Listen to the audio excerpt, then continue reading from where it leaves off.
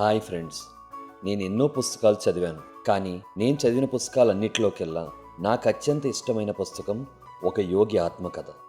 ఈ పుస్తకం పరమహంస యోగానంద గారి ఆత్మకథ. పరమహంస యోగానంద గారు జీవితంలో చూసిన ఎన్నో వింతలు, విశేషాలు, ఆయన గురువు గారితో వారికున్న అనుభవాలు, ఇలా ఎన్నో విశేషాలు ఈ పుస్తకంలో పొందుపరిచారు.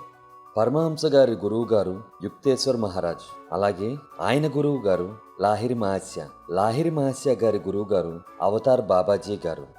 బాబాజీ గారు హిమాలయాలో ఇప్పటికీ నివసిస్తున్న ఒక అవధూత.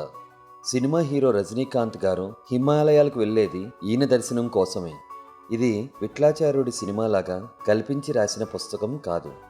యోగానంద గారి జీవితంలోని ఎన్నో యథార్థ గాథలను ఈ పుస్తక రూపంలో 20 సంవత్సరాలు కష్టపడి రాశారు. ఈ పుస్తకం వెస్టర్నర్స్ అందరినీ మంత్రముగ్ధులను చేసింది.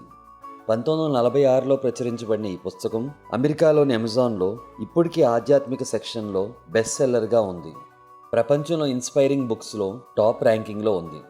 70 సంవత్సరాలు అయినా ఈ బుక్ ఇప్పటికీ సేల్స్ తగ్గట్లేదంటే ఆలోచించండి.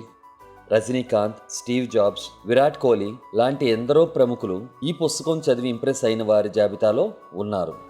ఈ పుస్తకం పేరు వింటే యోగ శాస్త్రాలు, దేవుళ్ళు లాంటివి ఈ పుస్తకంలో ఉంటాయేమో అనిపిస్తుంది. కానీ ఈ పుస్తకంలో ఉన్న విశేషాలు వీటికి సంబంధించినవి కావు. మానవ మేధస్సుకున్న శక్తి, భారతదేశంలో నివసించిన ఎందరో సాధువుల వింతలు, విశేషాల సమ్మేళనం ఈ పుస్తకం. సక్సెస్ అయిన వారి జీవిత కథలు రాస్తూ మధ్యలో ఈ పుస్తకం ఎందుకు అనిపించవచ్చు. మనం ఈరోజు సక్సెస్ అవ్వకపోవటానికి, ఆరోగ్యంగా సంతోషంగా జీవితం గడపాలి అంటే కావాల్సినవన్నీ ఈ కథలోనే ఉన్నాయి, ఈ కథలోనే దొరుకుతాయి. పరమహంస యోగానంద గారు జనవరి 5, 1893లో జన్మించారు. యోగానంద గారికి 7 సోదరులు, సోదరీమణులు ఉన్నారు. ఆయన అసలు పేరు ముకుందలాల్ ఘోష్.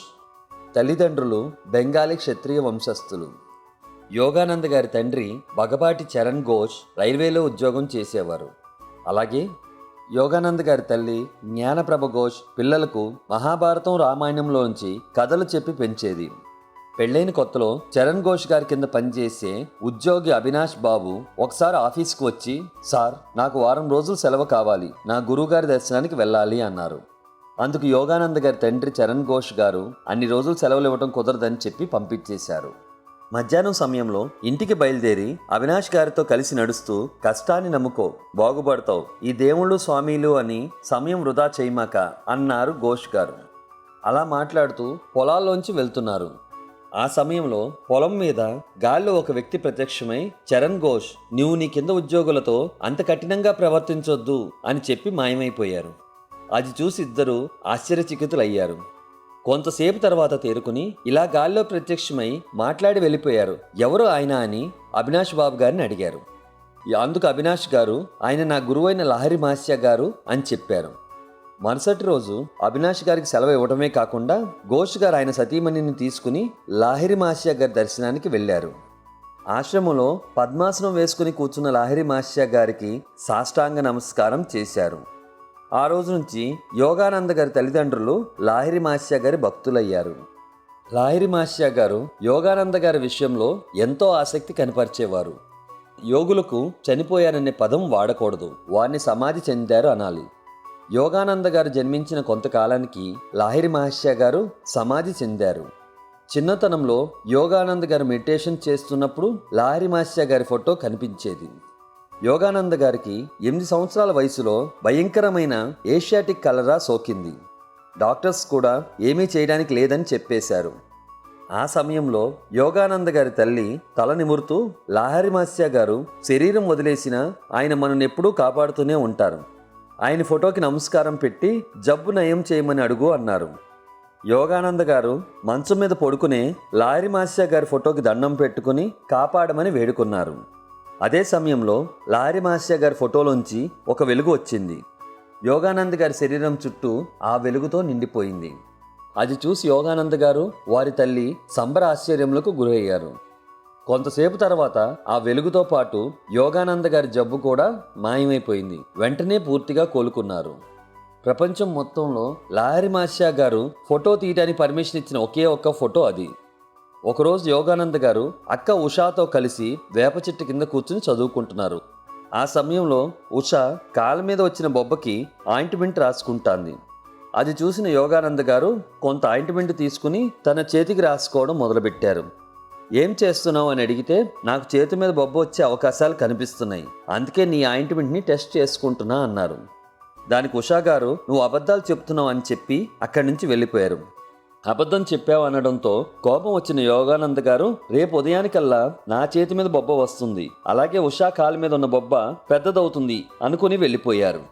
తెల్లవారేసరికి యోగానంద గారి చేతి మీద బొబ్బ వచ్చింది, అలాగే ఆయన అక్క కాలు మీద ఉన్న బొబ్బ కూడా పెద్దదయింది. తర్వాత యోగానంద గారిని డాక్టర్ దగ్గరికి తీసుకువెళ్తే బొబ్బను సర్జరీ చేసి తీసేశారు. జరిగిన విషయం అంతా ఉషా తల్లికి చెప్పింది. తల్లి యోగానందని మందలించింది. జీవితంలో ఎప్పుడూ వాడే పదాలు జాగ్రత్తగా వాడాలి. మనిషి మాట్లాడే ప్రతి మాట, ఆలోచించే ప్రతి విషయం జరిగి తీరుతాయి అని చెప్పింది. ఈ ఒక్క వాక్యం గుర్తుంచుకుంటే మన జీవితం మారిపోతుంది.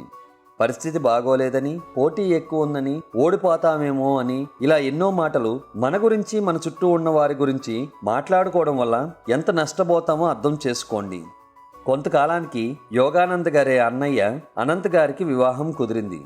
వివాహ పనులు చూసుకోవటానికి యోగానంద గారి తల్లి వారి ఊర్లో ఉండిపోయింది. యోగానంద గారు వారి తండ్రితో కలిసి బరేలీలో ఉంటున్నారు. ఒకరోజు అర్ధరాత్రి యోగానంద గారు వారి తండ్రి ఇంటి బయట పడుకుని ఉండగా దోమలు కుట్టడంతో నిద్రలో నుండి యోగానంద గారికి మెలకువ వచ్చింది. ఎదురుగా చూస్తే వారి అమ్మగారు నుంచుని ఉన్నారు. ఇక్కడేం చేస్తున్నావు అమ్మా అని అడిగే లోపల వారి తల్లిగారు చిన్నగా, నన్ను చూడాలంటే ఉదయం 4 గంటలకల్లా నాన్నగారిని తీసుకుని ట్రైన్ ఎక్కి మన ఊరికి రా అని చెప్పి మాయమైపోయారు. ఈ సంఘటన నుంచి తేరుకుని యోగానంద గారు తండ్రిని లేపి, అమ్మకి ఏదో అయ్యింది, మన ఊరికి వెళ్ళాలి అని చెప్పారు. అందుకు ఆయన తండ్రి, అది పీడకల, సాయంత్రమే అమ్మతో మాట్లాడాను, ఆవిడ బాగానే ఉంది, పడుకో అన్నారు. ఏం చేసేది లేక యోగానంద గారు పడుకున్నారు. ఉదయానికి వారి తల్లికి బాగోలేదు, అర్జెంటుగా రండి అని టెలిగ్రామ్ వచ్చింది. యోగానంద గారు వారి తండ్రితో కలిసి ఉన్న పొలాన్నే ఊరికి వెళ్ళారు. ఆ సమయానికే ఆవిడ చనిపోయింది. అంత్యక్రియలు అయిపోయాయి. 14 నెలల తర్వాత సోదరుడు అనంత్ గారు యోగానంద్కు ఒక లేఖ, ఒక పెట్టె ఇచ్చి, అమ్మ చనిపోయిన సంవత్సరం తర్వాత ఇవి నీకు ఇవ్వమంది అని చెప్పి ఇచ్చారు. ఆ లేఖలో వారి తల్లి ముకుంద, అంటే యోగానంద్ గారి అసలు పేరు. ముకుంద, నీవు జన్మించిన కొన్ని నెలల తర్వాత నిన్ను మా గురువుగారైన లాహిరి మాస్య గారి ఆశ్రమంకు తీసుకువెళ్ళాను. అప్పుడు ఆయన నిన్ను ఒళ్ళో కూర్చోబెట్టుకుని తల నిమురుతూ నాతో, అమ్మ, నీ కొడుకు ఒక యోగి అవుతాడు, దైవం చెప్పిన పనులు చేస్తాడు అన్నారు. అది విని నా ఆనందానికి హద్దులు లేవు. లాహిరి మహస్య గారి మార్గంలోనే నువ్వు నడుస్తావని చెప్పారు. ఆ రోజే నిర్ణయించుకున్నా నీ మార్గం వేరని. కొంతకాలం క్రితం మన ఇంటికి ఒకరోజు ఒక వింత సాధువు వచ్చారు.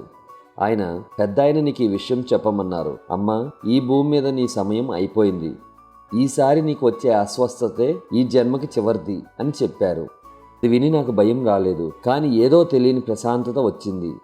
తర్వాత ఆ సాధువు, అమ్మా, ఆ స్వామివారు నీకు చేతికి కట్టుకునే ఒక వెండి తాయితో ఒకటి ఇవ్వమన్నారు. అది రేపు నువ్వు ధ్యానం చేసేటప్పుడు నీ చేతిలో ప్రత్యక్షం అవుతుంది. దాన్ని నీ రెండో కొడుకైన ముకుందకు ఇవ్వండి. నన్ను పంపించిన పెద్ద ఆయన ఎవరో ఆయనకే అర్థమవుతుంది. దేవుడి కోసం ఆయన వెతకడంలో ఆ తాయెత్తు సహాయం చేస్తుంది. చేయవలసిన పని అయిపోయిన వెంటనే ఆ తాయెత్తు దాని అంతటికదే మాయమైపోతుంది అని చెప్పారు. ఆ సాధువుకు తిండి పెట్టబోతే ఆయన నిరాకరించి వెళ్ళిపోయారు. ఈ ఉత్తరంతో పాటు ఆ సాధువు చెప్పినట్టే నేను ధ్యానం చేసేటప్పుడు నా చేతిలో ప్రత్యక్షమైన వెండి తాయెత్తును కూడా నీకు పంపుతున్నాను, కట్టుకో నాయనా. నా గురించి బాధపడుతూ కూర్చోవద్దు. దైవాన్ని శోధించలేకపోతే ఈ జన్మ ఎందుకు, ఉంటాను అని రాశారు. యోగానంద గారు ఆ వెండి తాయెత్తును తీసుకుని చేతికి కట్టుకున్నారు. దాని మీద సంస్కృతంలో ఏవో మంత్రాలు రాసి ఉన్నాయి. ఆ తాయెత్తు తన తల్లికి ధ్యానం చేసేటప్పుడు చేతిలోకి ఎలా వచ్చిందా అని యోగానంద గారు ఆలోచించసాగారు. ఈ రోజుకి ఈ కథ ఇక్కడ ఆపేద్దాం. మరొక భాగంతో మళ్ళీ కలుద్దాం. Bye friends.